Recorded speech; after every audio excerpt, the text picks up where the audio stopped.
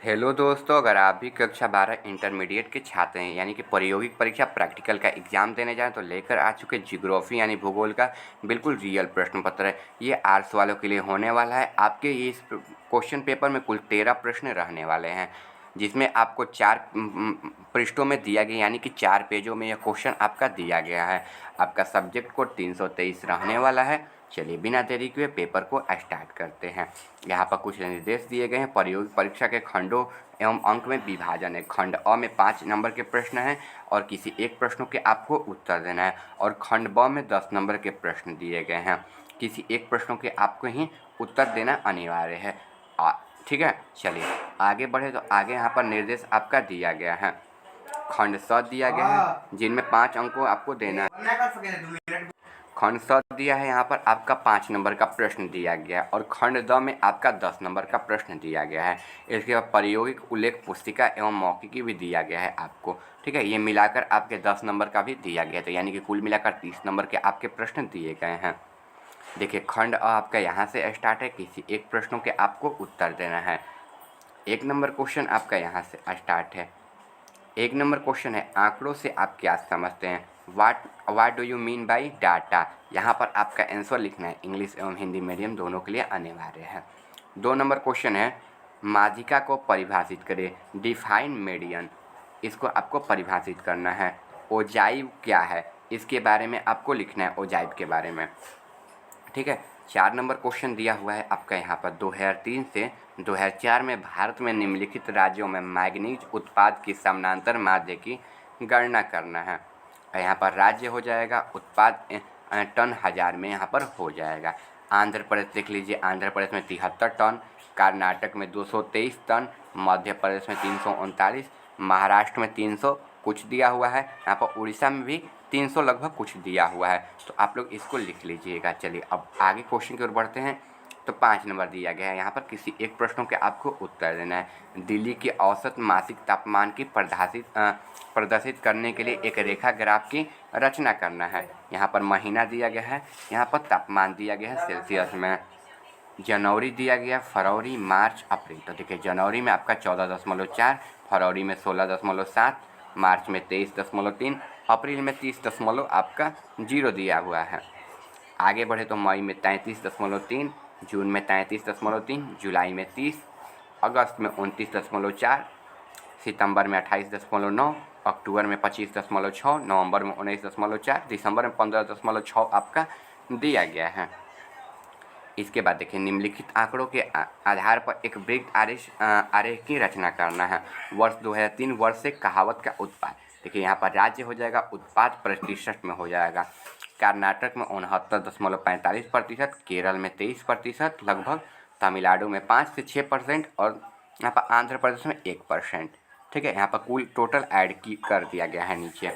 चलिए आगे दिया है वर्णमात्री मानचित्र क्या है, इसके बारे में आपको लिखना है।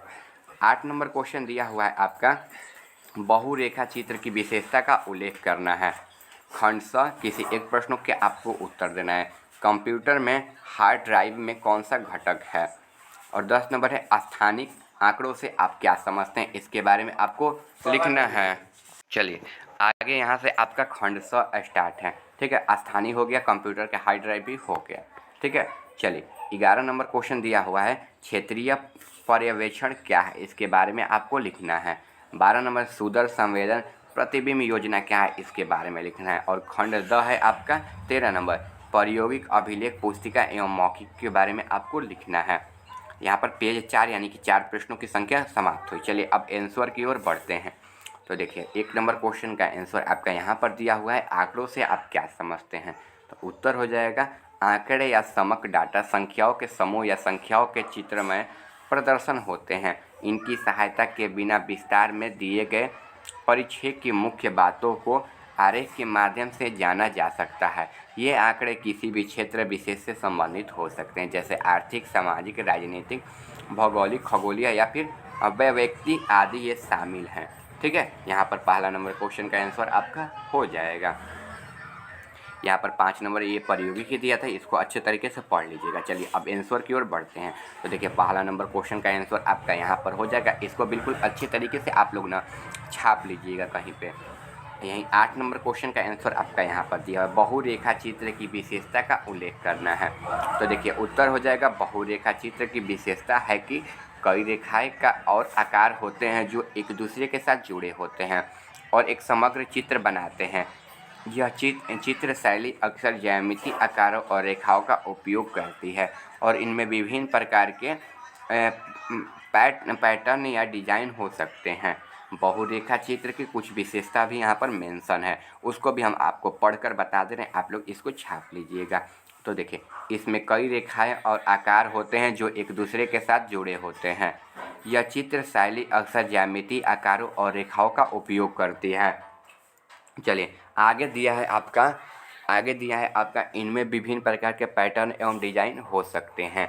ठीक है, चलिए आगे दिया गया है, यहाँ पर उत्तर यहाँ पर हो गया ना। इसके बाद नेक्स्ट क्वेश्चन की ओर बढ़ते हैं। तो 10 नंबर क्वेश्चन आपका यहाँ पर दिया हुआ है, स्थानिक आंकड़ों से आप क्या समझते हैं।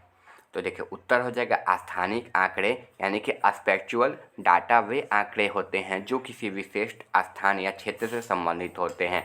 यह आंकड़े अक्सर भौगोलिक सूचना प्रणाली GIS का उपयोग किए जाते हैं और ये विभिन्न प्रकार के डाटा शामिल कर सकते हैं, जैसे कि यहाँ पर पढ़ लीजिए, जैसे कि भौगोलिक स्थान, जैसे कि अक्षांश एवं देशांत रेखाएं, स्थानिक संबंध जैसे कि दोनों स्थानों के बीच की दूरी हो जाएगा, किसके बीच की दूरी, तो अक्षांश एवं देशांत के बीच की दूरी, स्थानीय विशेषता जैसे कि जलवायु, मिट्टी के प्रकार आदि, और स्थानिक घटनाएं जैसे कि प्राकृतिक आपदा और अपराध दर आदि भी इसमें शामिल हो जाएंगे। ठीक है, यहाँ तक इसका आंसर हो जाएगा। अगर आप चैनल पर नए हैं तो चैनल को सब्सक्राइब कर लीजिएगा। ठीक है, आशा करता हूँ आप चैनल को सब्सक्राइब कर लिए होंगे। आपका सारा जो प्रैक्टिकल का पेपर है हमारे चैनल पर मिल जाएगा, जाकर देख लीजिएगा। अगर आप साइंस के स्टूडेंट हैं तो उसका भी पेपर अपलोड कर दिए, फिजिक्स, केमिस्ट्री, बायोलॉजी का। मिलते हैं अगले वीडियो में।